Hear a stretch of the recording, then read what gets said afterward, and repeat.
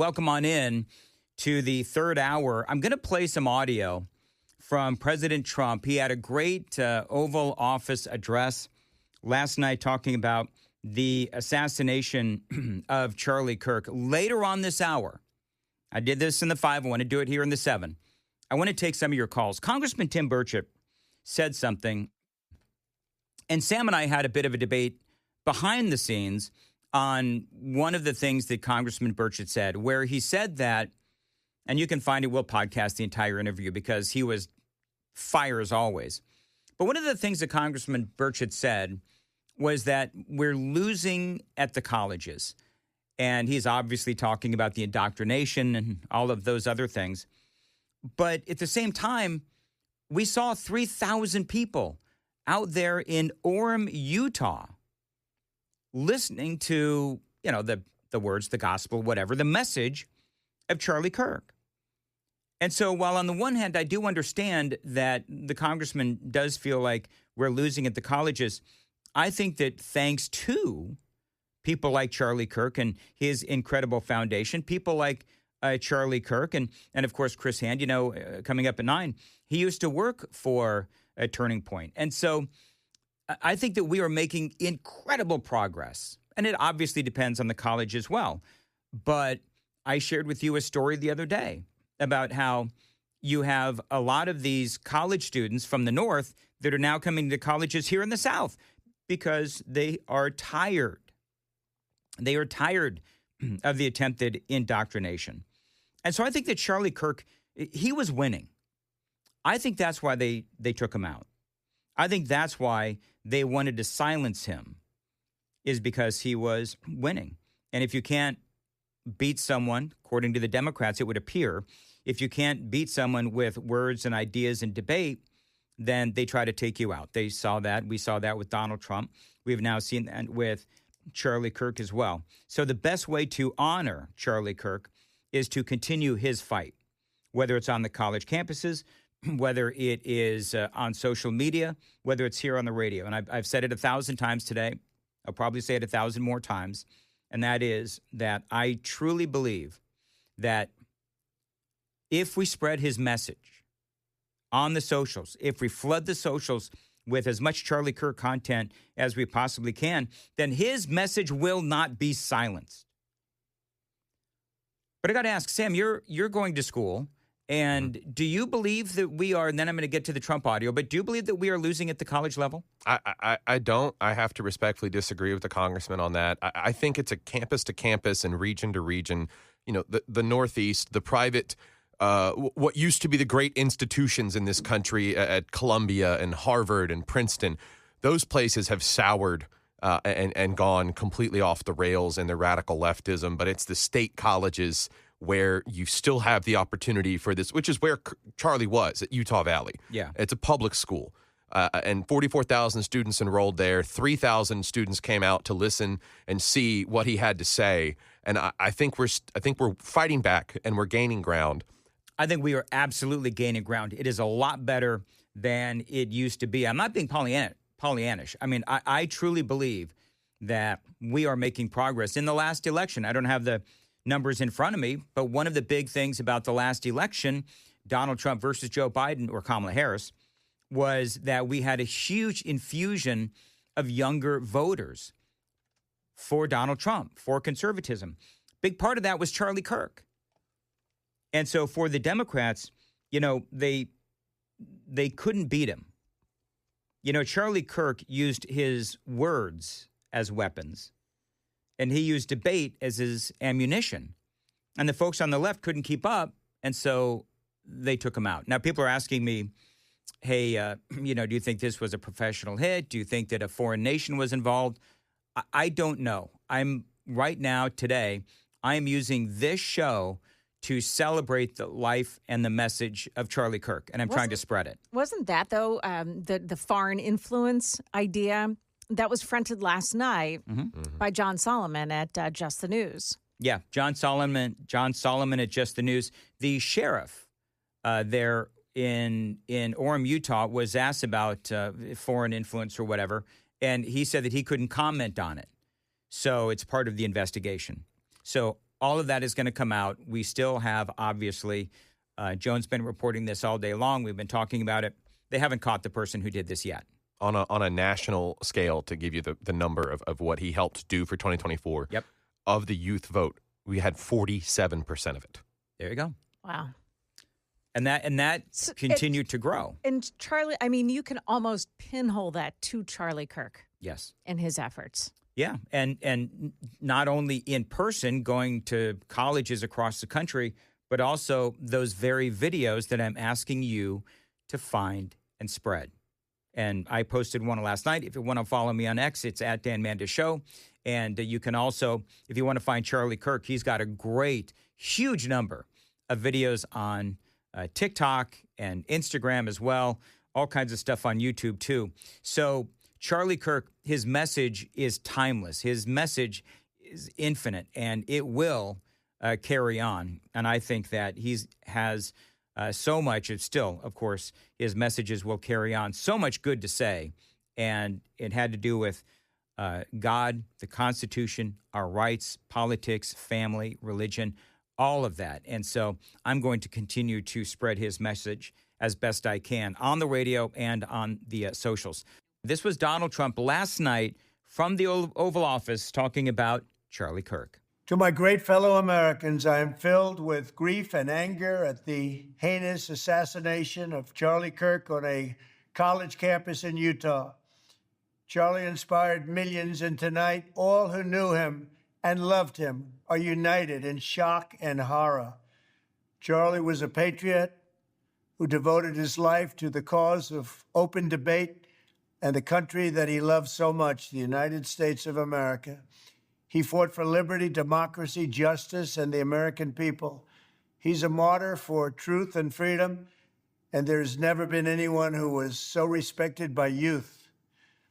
Charlie was also a man of deep, deep faith, and we take comfort in the knowledge that he is now at peace with God in heaven. Our prayers are with his wife, Erica, the two young, beloved children, and his entire family, who he loved more than anything in the world. We ask God to watch over them in this terrible hour of heartache and pain. The president said a lot of amazing and incredible things, and he spoke about how Charlie went from college campus to college campus, engaged in respectful debate about what was going on in the world around us. And, you know, a lot of folks are saying Charlie Kirk was, you know, controversial and a lot of these other things, and saying some negative things about him. I would invite those people to go watch Charlie Kirk in action. It would just be him in a booth, a massive crowd around him, and a microphone set up for people to come up and debate him.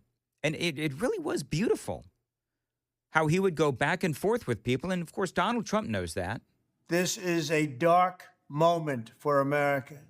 Charlie Kirk traveled the nation, joyfully engaging with everyone interested in good faith debate.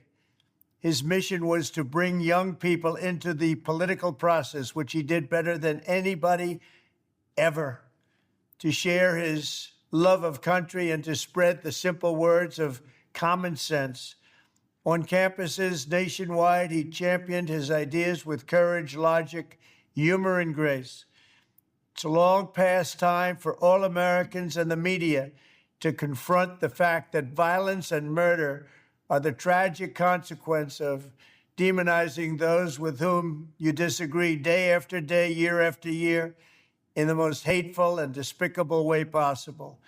For years, those on the radical left have compared wonderful Americans like Charlie to Nazis and the world's worst mass murderers and criminals. Yeah, there's so many examples of that yesterday after Charlie Kirk was gunned down, the vile attacks and the nasty things that people were saying, not only about Charlie Kirk, but about conservatism as well. And one of the things, and I got to let you know what's going on, and you were telling me about this, Sam, on the YouTube feed, where a bunch of trolls have gotten in there, and I know that was an issue yesterday. And I've said this so many times, Sam and Joan, how much I appreciate the people who comment on the YouTube feed, because they are their own They got their own vibe going in there, man. And I love those people, and they are doing battle. Sam is doing best he can with the trolls that have gone into the YouTube feed. But you know what? The people in the YouTube feed, if they're, they're going toe-to-toe with these folks. Good. Yeah. And I get that Charlie encouraged open discussion and free speech. That's not what the YouTube chat is for today. And if we're going to be disrespectful, you're out of here. And everybody in the chat that has pointed out the disrespect and the hate, I appreciate you. I love it. I'm not always able to check and see. So when you point something out to me, I'm going to find it. I'm going to make sure we remove the hate today. It's not the time and place for it. Yeah, and here's the other thing, and then I'm going to get to more Trump. But here's the deal. Those people that are popping in and to the YouTube chat and saying the nasty things that they're saying, they're not interested in debate. That's the other thing. They're not interested in debating. They're interested in just trolling and saying the nastiest of things, which just proves Charlie Kirk's point and Donald Trump's point and my point that the trolls, whether they're in our YouTube chat or they're on the socials by and large or in Washington, D.C. and in media local and national, they don't have the goods. They can't debate. And so they look for other ways to silence our voice. And they may have silenced Charlie yesterday as far as gunning him down in a horrific assassination, but his voice will absolutely live on. Yeah, it's just infliction of pain, and we have enough pain to deal with today. Absolutely. I don't think Charlie Kirk would want us to shut up right now. No way. I think Charlie Kirk would want us to be loud. Well, that's we got 100,000 watts of FM radio, and I'm going to continue to do what I do, and everybody else will as well here on WTN. And I want you folks to call in coming up after the news at 7:30. Here's more Donald Trump. This kind of rhetoric is directly responsible for the terrorism that we're seeing in our country today, and it must stop right now. My administration will find each and every one of those who contributed to this atrocity and to other political violence, including the organizations that fund it and support it, as well as those who go after our judges, law enforcement officials, and everyone else who brings order to our country. From the attack on my life in Butler, Pennsylvania last year, which killed a husband and father, to the attacks on ICE agents, to the vicious murder of a healthcare executive in the streets of New York, to the shooting of House Majority Leader Steve Scalise and 3 others, radical left political violence has hurt too many innocent people and taken too many lives. Tonight, I ask all Americans to commit themselves to the American values for which Charlie Kirk lived and died, the values of free speech, citizenship, the rule of law, and the patriotic devotion and love of God. Charlie was the best of America, and the monster who attacked him was attacking our whole country. An assassin tried to silence him with a bullet, but he failed, because together we will ensure that his voice, his message, and his legacy will live on for countless generations to come. Today, because of this heinous act, Charlie's voice has become bigger and grander than ever before. Yep. And it's not even close. May God bless his memory. May God watch over his family. And may God bless the United States of America. Thank you. It's President Trump. And listen, you heard it from the man himself. Charlie's voice cannot be silenced. That is why I'm asking you to share his videos online, flood the feeds, so that his voice becomes more and more powerful. And I got to tell you that I believe that Charlie Kirk's work, it's not done. His work is not done, and neither is ours, and neither is yours. Your calls in this segment, 615-737-9986. Somebody asked, because I've been asking folks to go ahead and tweet out, post, social media, wherever you do your social media, post videos of Charlie Kirk's messages, because his messages are timeless and his message must live on. And somebody asked me to go ahead and play mine that I posted on the radio. So this is the one that I posted yesterday. If you want to just follow me and repost mine, share mine, feel free. But I would love for you to get as many messages out as you can from Charlie Kirk. Are you a Christian by any chance? Very, very much so. Like, why is that exactly? Jesus saved my life. I'm a sinner, gave my life to Christ, most important decision I ever made. So you believe the Bible is real? Yes, I believe the Bible is true and real. Yeah. Why is that? Well, I could give you the technical answer. There's never been an archaeological discovery that has contradicted the truth of the Bible. And then, of course, the wisdom. There's not a truth of the Bible that if you apply to your life does not improve dramatically. And then finally, we have the most accurate and transparent, historically robust account that one can have of the most important figure ever to live in the history of the world, Jesus of Nazareth. And the resurrection is the pinpoint of my belief that Jesus did rise from the grave so that we may live. What makes Christian mythology real? So that's not mythology, but that is theology. If Genesis 1:1 and the resurrection is true, anything in the Bible is possible. You're looking at the greatest miracle. The greatest miracle is creation. And then the fact that Jesus rose from the dead. And I say, how do you know that Jesus rose from the dead? Well, show me another historical piece of a story where so many people willingly died a brutal death for a lie.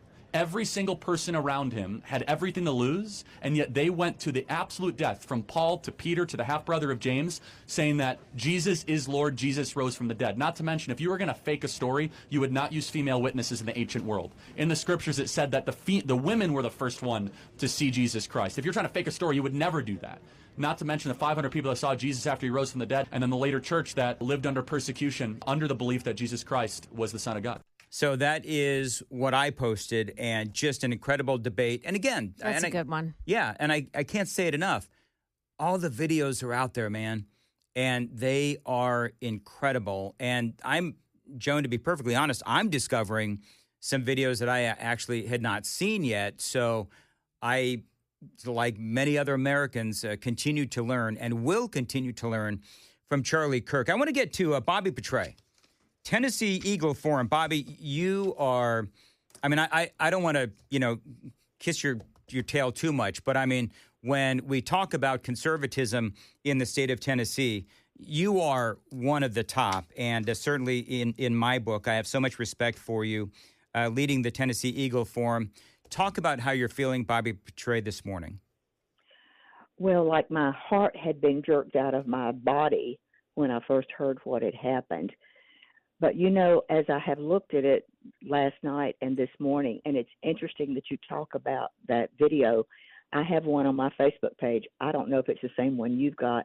Jesus Saved My Life is one of his. Yeah.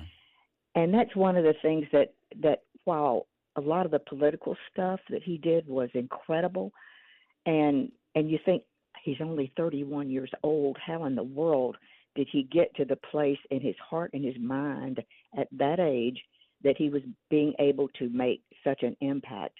And I think that was all because of Jesus and his relationship with the Lord. And to say it's remarkable is just such an understatement. On August 17th, he put this out. It's all about Jesus. It's all about Jesus. And I put that on my Facebook page. And the other thing I have up there is him in heaven with Jesus' arms around him, telling that he had done a good job. Yeah. And I think one of the things that made him, as the thing you just played, his comfort in what he was saying. There was no stress, there was no strain when he was talking politics or when he was talking about his relationship with the Lord and how he defended that. That is just, that's remarkable. There's probably a lot of preachers that can't defend that as with the comfort that Charlie, I mean, you could tell that was deep and wide in that young man's heart and that he lived on that for a long, long time. And yes, his loss is tremendous, as everybody has been saying, but it's one of those things that when you plant that, I think we're going to see growth that we would not have gotten. Now, there's a cost to that. Yeah. And I can't even think about his wife and children without tears. But it's not over yet. It's not over yet. And he is our hero. Bobby, we have so much to fight for, conservatives. And we had Congressman Tim Burchett on earlier, and he made the claim that we're losing in the colleges. I don't know. I don't know if we are or not. But what I will say is that thanks to the efforts of Charlie Kirk, we are doing a heck of a lot better in the colleges and amongst the younger voters, younger Americans, than I believe we have in many years. And so I think the important work of Turning Point and Charlie Kirk and the importance of the Tennessee Eagle Forum, I think organizations like yours do wonders to spread the conservative word. Real quickly, Bobby Petray, what can people learn from the Tennessee Eagle Forum? What are you folks doing to spread the message? Well, one of the things that has happened this year is I've been with Eagle Forum for 50 years. Wow. Congratulations. That's amazing. And when I say that, it doesn't compute. I started, and I've been down at the Capitol for 38 years. I started in Alabama, then Kentucky, and then here. And we are conservative. We support the conservative issues and try to get people involved in what they're doing. We've got a foundation now, which we're going to be using for training people and teaching people. But one of the things that I don't want you to miss is we've got a Student Eagle organization. But that's one of the things that our leader, Francis, does incredible work with our young people to teach them about, and these are high school young people, and take them to the legislature, and they get to work with spend a day with a legislator. And the way they get there is they have to read every bill that legislator has filed and know about the committees that legislator serves on, and it gives them incredible information about that. And our Student Eagles are well trained to go away from high school and be prepared for what they're going to face in the world. And we are very, very, very, very proud of that, and we're very proud of the people right now. We're expanding Eagle Forum, and we would like to have other people involved. And we've got a website, Eagle Forum, that people can go to and can register to get our information. And thank you for having me. I can just say what everybody else is saying. This is an awful thing, but I do believe ultimately God is going to use it for his good. Thank you, Bobby. As always, inspirational, and I love talking to you. And you've got an open line anytime, and I appreciate your insight. We have some information. Apparently, the gun has been found. Yeah, Steven Crowder shared this to his Twitter. It appears to be from a Teams call directly from the Department of Justice going into yesterday's incident with Charlie Kirk. The suspect fired one shot from an elevated position on a rooftop in an adjacent building on the campus, and surveillance video shows the suspect jumping off and fleeing the area on foot. ATF and other law enforcement located an older model imported Mauser 30-06 caliber bolt-action rifle wrapped in a towel in a wooded area near the campus. The location of the firearm appears to match the suspect's route of travel. The spent cartridge was still chambered in addition to 3 unspent rounds in the top-fed magazine. All cartridges have engraved wording on them expressing transgender and anti-fascist ideology. An emergency trace has been submitted, and ATF SLC is working leads generated by the trace. The firearm and ammunition have been taken by the FBI for DNA analysis and fingerprint impressions. Now, So that source, by the way, is Crowder. I love him, but we have to temper. You know, he's a terrific guy and a conservative guy, but we have to temper that we don't know this as fact yet from the FBI. True. So we'll continue to talk about that, and we'll continue to follow it, because the what is scrawled on the gun, that is now become something that these crazed people do. And so we'll wait to see what the ATF says and the investigation says. He says that is in an email from an officer at the ATF. Okay. Lamont is in Nashville on WTN. Lamont, thanks for calling in. Go ahead. No, I won't take too much time. When I saw that yesterday, it really hurt me, man. I was a huge fan of Charlie Kirk, man. I want to believe that we will heal from this type of thing, but part of me believes it's going to get worse before it gets better. Like I said, I respected Charlie Kirk. This is a man that will come directly to your face, look you right in your eye, and debate with you how we should debate with other men. I may not agree with you, I may disagree, but it takes a real man to sit down and, hey, let me tell you my ideals and why I believe them, and try to convert you to at least to understand where he's coming from. So that's why I became a huge fan of him. I used to watch him on YouTube, and I don't lie. It sucks. I mean, because a lot of guys told me about it yesterday, and I was like, oh, it's gonna be okay. And then one of my coworkers showed me the video, and I was like, oh my god, man, like I lost all hope when I saw the video. I was like, you know what I mean? Well, I wanted to believe. Like I said, my heart Lamont, goes out to his here's family. absolutely, Lamont. Here's a couple of things that I would say. Number one, I bet you share my enthusiasm for Charlie Kirk because he was tough. He was a debater, but he also had empathy for those that clearly may have been having a challenge in their life. He also showed empathy towards those people, which I believe is part of Christianity too. I agree. But listen, don't lose hope, Lamont, because his message and the message of conservatism and our message and your message, Lamont, continues. So please do what I've asked folks to do, and that is go on social media, find your favorite videos from Charlie Kirk, and share them to your social media and ask your friends to share them as well. Flood the feed is what I'm asking folks to do. And thank you for calling, Lamont. This is Marty in Murfreesboro on WTN. Hey, Marty. Hey, Dan, how are you? Thanks for having me on. Two quick things really fast. I think we all love Charlie Kirk because he was the voice that we couldn't be because of the fear that we had of speaking up, because overall all this stuff with the vaccine and everything, we all repressed.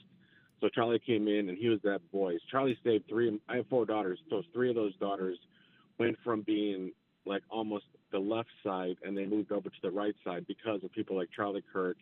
Candace Owens, I know she's had issues in the past, now in the future, but those kind of people, those young people were the ones that brought them over.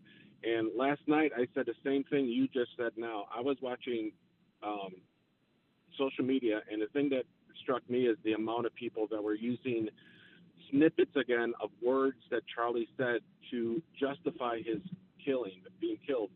So what you said is what I said last night. I told my daughters and my friends, post everything you can about Charlie Kirk so that all the words that Charlie said are revealed instead of snippets that they're going to use as hatred. And the one gentleman that was just on, I just want him to know that fear is not my future right now, and it should not be anybody's future right now. If you're a conservative, you should be strong in Jesus, and you should move forward. And I just appreciate the time you gave me to speak on this. All right, Marty, thank you very much for the call. Yeah, we had some great callers in the 5 o'clock hour, too.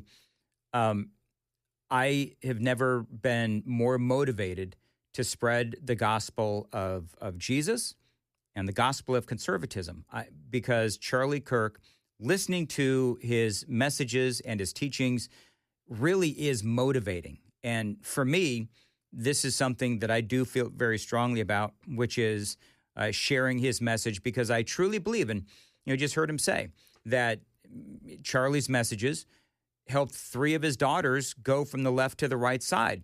And I think that those messages can continue to influence people because Charlie Kirk's messages are timeless, and they're all there for you to share. So do what I did and start sharing his messages on your socials. This is Jacob in Perry County on WTN. Hey, Jacob.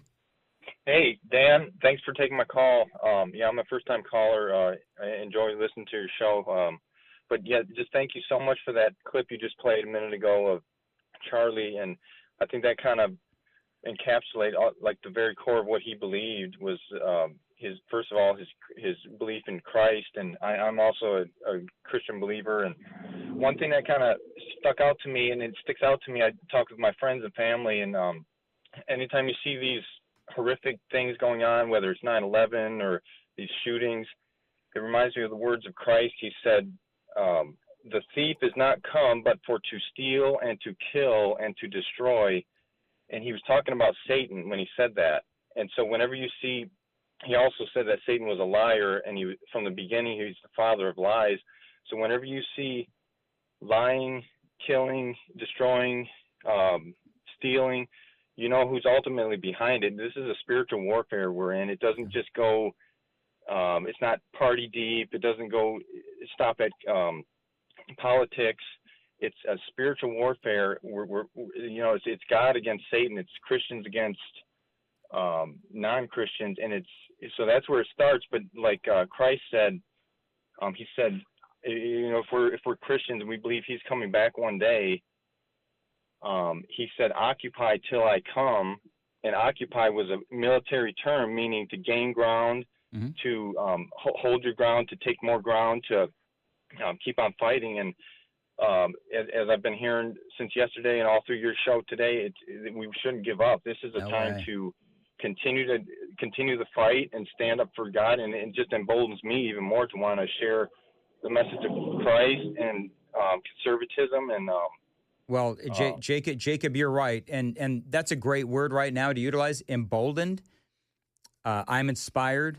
I'm emboldened, and I am more enthusiastic than ever about my conservatism, my belief in conservative values, the Constitution, and God, and I'm going to continue to do what I do. And Jacob, absolutely, you should continue to do the same thing. Go on the socials and share those videos. Gary, real quick, is in Greenbrier on WTN. Hey, Gary. Hey, thank you. Listen, it hit me pretty hard yesterday. It's so unique right now. His death has brought life to this country in terms of renewal and excitement to stand our ground and to move forward. And as this last gentleman said, gain ground, hold ground. This professional has just ignited me. And, I'm retired military, so this doesn't scare me. It's unfortunate, it's terrible, it's horrible, it's evil. But it motivates you. It motivates you, right, Gary? That's it. His death has brought life to all of us, and now a real resistance is taking off. And one thing, I'm an expert rifleman, expert in weapons. That rifle in particular, if this is true, there are several types of Mausers made ever since the Germans produced them, and then other countries do too, and the Czechoslovakians and all. But that, if it's a .308 caliber, that's really 7.62 by, I think, 4.1. Can't remember. That's a specialty sniper rifle. Well, there's people, Gary, and I appreciate it. There are people that are saying this was a professional hit. I mean, I don't think that's any secret that this looks like a professional hit. We're going to let the investigation carry on. I got one. I know I'm running late, guys. I know, but Josh has been holding on. So, Josh, real quick from Columbia, go ahead, friend. Hey, thanks for taking my call. I understand that everyone wants to be emboldened and such right now. I just don't have the patience for that. God says that vengeance and revenge is his alone. I have to, by nothing else, just be disciplined to know that that is true. But that doesn't mean I don't want my pound of flesh. We have been called the worst things publicly for years and years. We have been split apart in our families. We've lost friends. We've been fired from jobs. We've had a number of struggles that we've had to face that we didn't invite on ourselves. And now that something like this has happened, I do want my pound of flesh. I want there to be a reckoning on such a scale. I highly doubt that we'll ever be able to see it, at least to the extent that I'm hoping for. Well, Josh, is that somebody's going to retaliate. Right, Josh. Here's what I would say. I don't know what pound of flesh means to you, but what I would say is we don't recommend violence. I certainly don't recommend violence for a number of different reasons, but main one, Josh, is that we are better than that. We beat them with ideas. We beat them in debate, which is why they did what they did to Charlie Kirk. I don't want to stoop down to their level. I think that we as conservatives, we do have the truth and God on our side, and that is what we need to win the eventual culture war here in America. And Josh, I appreciate the call very much.